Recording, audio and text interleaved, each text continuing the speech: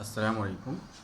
अब हम इलेक्ट्रॉलिसिस के बारे में पढ़ेंगे कि इलेक्ट्रॉलिसिस किसे कहते हैं। इलेक्ट्रॉलिसिस यानी बर्फ़ पाशीदगी किसे कहते हैं।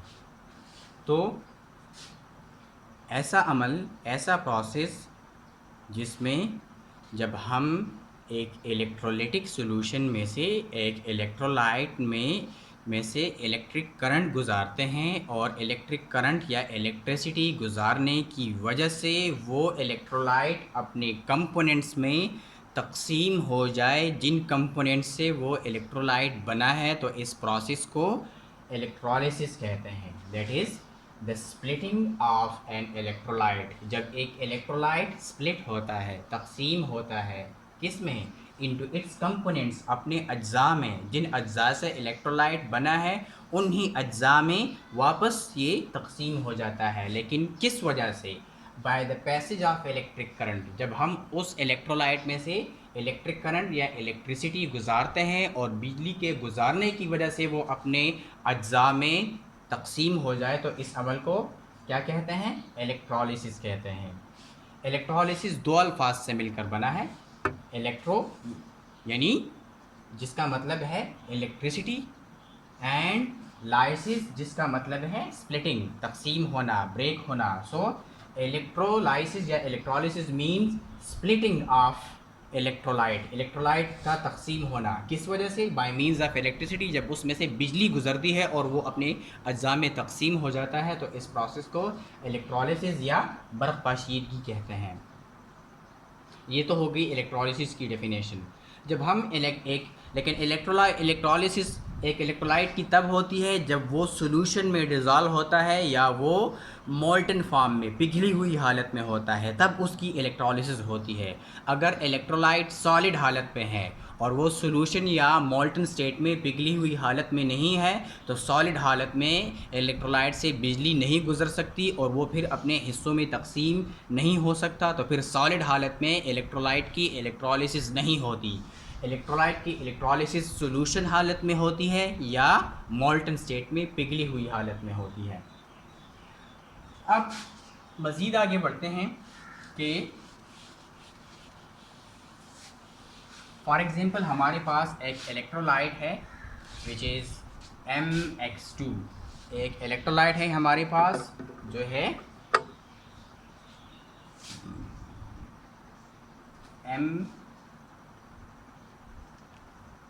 MX2 इलेक्ट्रोलाइट है। MX2 ये एक इलेक्ट्रोलाइट है और ये इलेक्ट्रोलाइट सॉलिड फॉर्म में है। M मेटालिक पोर्शन को जाहिर करता है और X ये नॉन मेटालिक पोर्शन को जाहिर करता है, साल्ट के। फॉर एग्जांपल हमारे पास एक साल्ट है तो M मेटालिक पोर्शन है और X उसका नॉन मेटालिक पोर्शन है। M पर पॉजिटिव चार्ज होगा जब ये आयंस में तकसीम होगा और X पर नेगेटिव चार्ज होगा जब ये आयंस में तकसीम होगा। तो जब हम इसको पानी में डिज़ोल्व करते हैं या किसी दूसरे सॉल्वेंट में डिज़ोल्व करते हैं, तो पानी में या दूसरे सॉल्वेंट में ये डिज़ोल्व हो जाएगा। फॉर एग्जांपल पानी है, पानी में ये डिज़ोल्व हो जाएगा तो M पानी में डिज़ोल्व होकर क्या बनाएगा? M2 पॉजिटिव आयन बनाएगा। M2 पॉजिटिव आयन बनाएगा प्लस X जो है ये X नेगेटिव आयन बनाएगा और ये दोनों X एक्वस फॉर्म में होगा। एक्वस फॉर्म का मतलब ये है कि ये पानी में डिज़ोल्व होगा और आयन में तकसीम हो चुका होगा, और M पॉजिटिव आयन भी एक्वस फॉर्म में होगा। एक्वस फॉर्म का मतलब कि ये भी पानी में डिज़ोल्व होगा।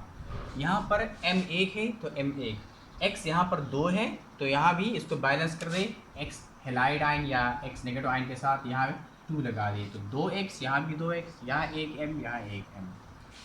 M for metallic ion positive ion, X for non metallic ion that is halide ion और ब्रोमाइड, क्लोराइड वगैरह। तो इलेक्ट्रोलिसिस से पहले ही जब हम इलेक्ट्रोलाइट को सॉल्यूशन में इलेक्ट्रोलाइट का सॉल्यूशन बनाएंगे तो सॉल्यूशन में इसकी डायरेक्ट ऑटो आयोनाइजेशन या स्पॉन्टेनियस डिसोसिएशन हो जाएगी और ये पॉजिटिव आयंस में यानी केटाइंस में और नेगेटिव आयंस में यानी एनाइंस में तकसीम हो जाएगा। अब क्या होगा? तो इलेक्ट्रिक करंट के गुजरने से पहले ये केटाइंस और एनाइंस फ्रीली मोशन करेंगे in all the possible direction, तमाम मुमकिना अतराफ में, तमाम मुमकिना डायरेक्शन में ये फ्री मोशन करेगा। लेकिन जब हम इसमें से इलेक्ट्रिसिटी गुजारते हैं, फॉर एग्जांपल ये एक इलेक्ट्रोलाइटिक टैंक है, इसमें इलेक्ट्रोलाइट है, कौन सा इलेक्ट्रोलाइट, MX2, लेकिन इलेक्ट्रोलाइट ये सोल्यूशन हमें फॉर्म में है, तो सोल्यूशन फॉर्म में ये इस हालत में नहीं होगा, सोल्यूशन फॉर्म में ये पॉजिटिव आयंस और नेगेटिव आयंस की हालत में होगा। तो ये पॉजिटिव आयन हो गया M positive, M2 positive ion,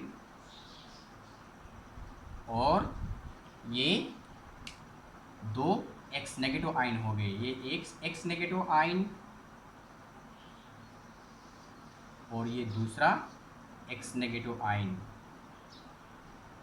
दूसरा X नेगेटिव आयन, और ये क्या हो गया M2, ये हो गया M2 positive ion, M2 positive ion, ये हो गया इलेक्ट्रोलाइट। अब ये इस इलेक्ट्रोलाइट में इलेक्ट्रोड्स डिप हैं, ये हो गया एनोड,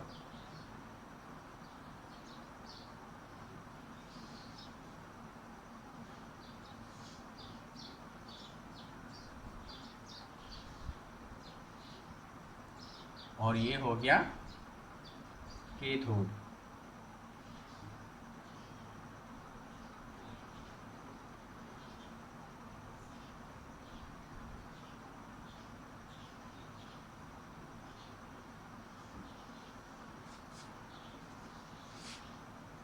तो अब ये एनोड, ये बैटरी है, ये बैटरी के पॉजिटिव टर्मिनल्स और ये बैटरी के नेगेटिव टर्मिनल्स। नेगेटिव टर्मिनल पर नेगेटिव चार्ज है और पॉजिटिव टर्मिनल पर पॉजिटिव चार्ज है। एनोड पॉजिटिव टर्मिनल के साथ अटैच है, ये हो गया एनोड,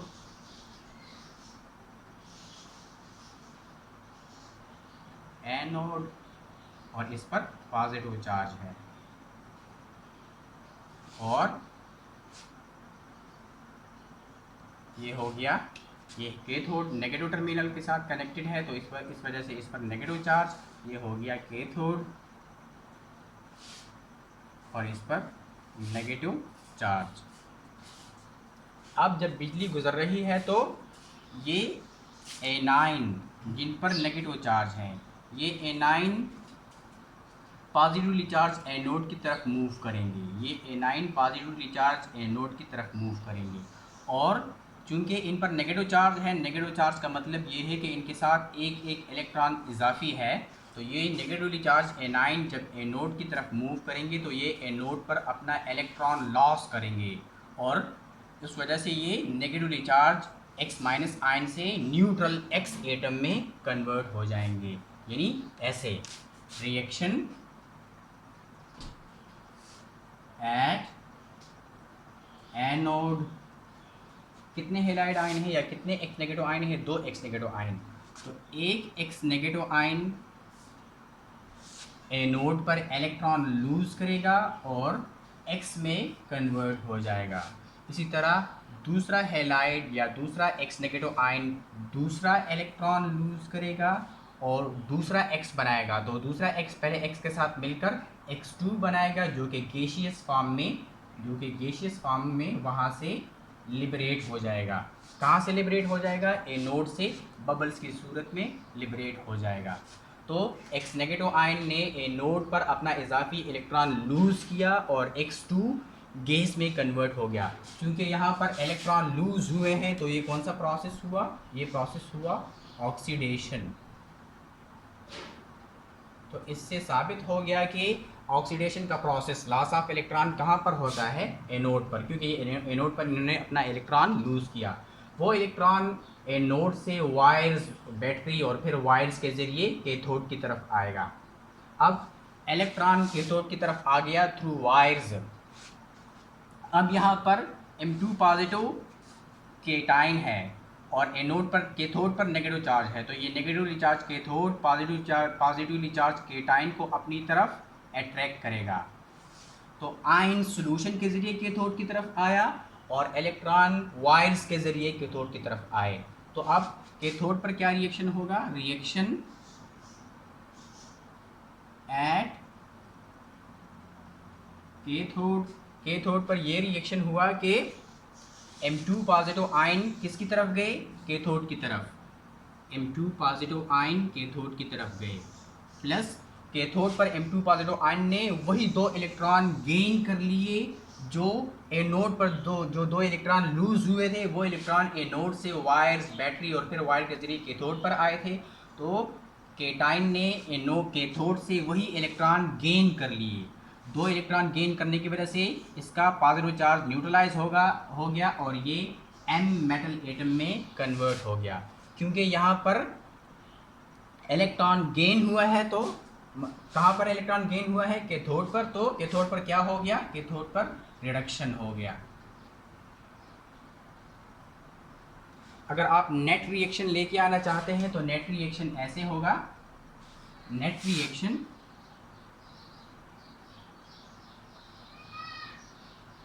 के M2 पॉजिटिव आयन रिएक्ट करता है 2X नेगेटिव आयंस के साथ, प्रोड्यूसिंग यहाँ पर दो इलेक्ट्रॉन प्रोडक्ट्स में और दो इलेक्ट्रॉन रिएक्टेंट्स में वो कैंसिल हो गए। अब यहाँ पर क्या आता है? एक मेटल एटम आता है, metal atom plus X2 gaseous form में होगा, वहाँ से लिबरेट हो जाएगा, और मेटल सॉलिड फॉर्म में होगा। और ये मेटल कहाँ पर आया है? ये मेटल कैथोड पर आया है, तो कैथोड के इर्द गिर्द ये मेटल डिपॉजिट हो जाएगा सॉलिड फॉर्म में। मेटल कैथोड के इर्द गिर्द डिपॉजिट हो जाएगा सॉलिड फॉर्म में, और गैस X2 गैस एनोड पर बबल्स की शक्ल में लिबरेट हो जाएगी। इस तरह इलेक्ट्रोलाइट MX जो था वो अपने कंपोनेंट्स M और X2 में तकसीम हो गया। किस वजह से? इलेक्ट्रिक करंट के गुजरने की वजह से। तो इस प्रोसेस को क्या कहते हैं? इलेक्ट्रोलाइसिस कहते हैं। यहाँ पर लॉस ऑफ इलेक्ट्रॉन एनोड पर हुआ, oxidation. Gain of electron cathode पर हुआ, रिडक्शन। अगर आपको फिर भी समझ नहीं आ रही तो आप इसको इस तरह से समझ सकते हैं कि एक सिंपल फार्मूला है, that is red cat. Red का मतलब है रिडक्शन